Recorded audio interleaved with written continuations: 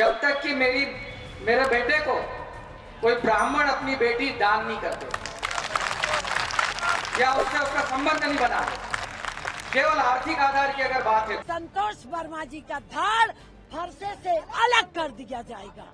ये है IAS officer संतोष वर्मा, जिनके इस बयान ने हर तरफ हंगामा मचा रखा है, बल्कि सोशल मीडिया पर वायरल हो रहे इस बयान की हर तरफ निंदा तक हो रही है। यहाँ तक कि ब्राह्मण समाज को इस बयान से काफी धक्का लगा है और वो भड़का हुआ है और संतोष वर्मा के खिलाफ सख्त कार्रवाई की मांग अब उठने लगी है। दरअसल हुआ यह था कि मध्य प्रदेश की राजधानी भोपाल में सेकंड स्टॉप स्थित अंबेडकर मैदान में आयोजित अजाक्स के प्रांतीय अधिवेशन में प्रांताध्यक्ष का पदभार संभालते हुए वर्मा ने मंच से कहा था कि एक परिवार में एक व्यक्ति को आरक्षण तब तक मिलता रहना चाहिए जब तक मेरे बेटे को कोई ब्राह्मण अपनी बेटी दान में न दे या उससे संबंध ना बनाए। आईएएस अधिकारी संतोष वर्मा के इस बयान का वीडियो सामने आते ही मामला भड़क है। अखिल भारतीय ब्राह्मण समाज ने इसे ब्राह्मणों के प्रति सीधा अपमान बताते हुए कड़ा विरोध जताया और लोगों का गुस्सा बढ़ता देख अब संतोष वर्मा भी बैकफुट पर नजर आते दिखाई दिए हैं, बल्कि वो सफाई और माफी मांगते हुए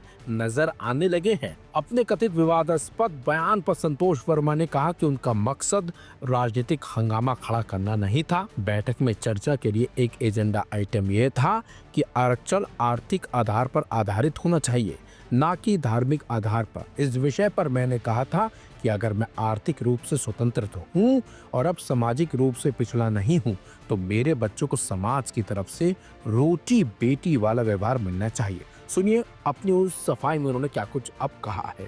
कायदे से देखा जाए तो हमारे समाज के साथ में, हमारे समुदाय के साथ में, हमारे बेटे बेटियों के साथ में रोटी बेटी का व्यवहार होना चाहिए।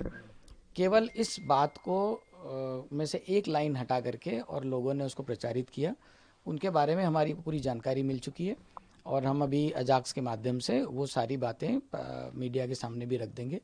मेरा सिर्फ यही कहना है सभी समुदाय के लोगों से कि हमारा किसी भी समुदाय के प्रति कोई दुर्भावना नहीं है और न ही हम किसी समाज की बहन बेटियों को कोई आहत करना चाहते थे।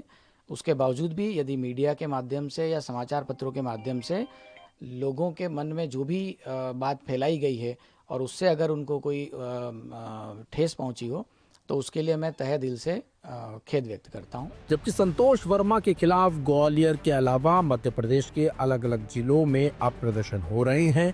ब्राह्मण समाज ने पुलिस में जाकर इनके खिलाफ एफआईआर भी दर्ज कराई है और वो सीधे सीधे सिर्फ और सिर्फ बड़े एक्शन की मांग पर अड़े हुए हैं। इसमें महिला काफी भड़की नजर आई है। सुनिए इन लोगों का क्या कुछ कहना है संतोष वर्मा के खिलाफ एक्शन लेने को लेकर और क्या कुछ उन्होंने अब सीएम मध्य प्रदेश की जो है उनसे अब मांग कर डाली है। ये कंप्लेंट की है कि एफआईआर दर्ज की जाए।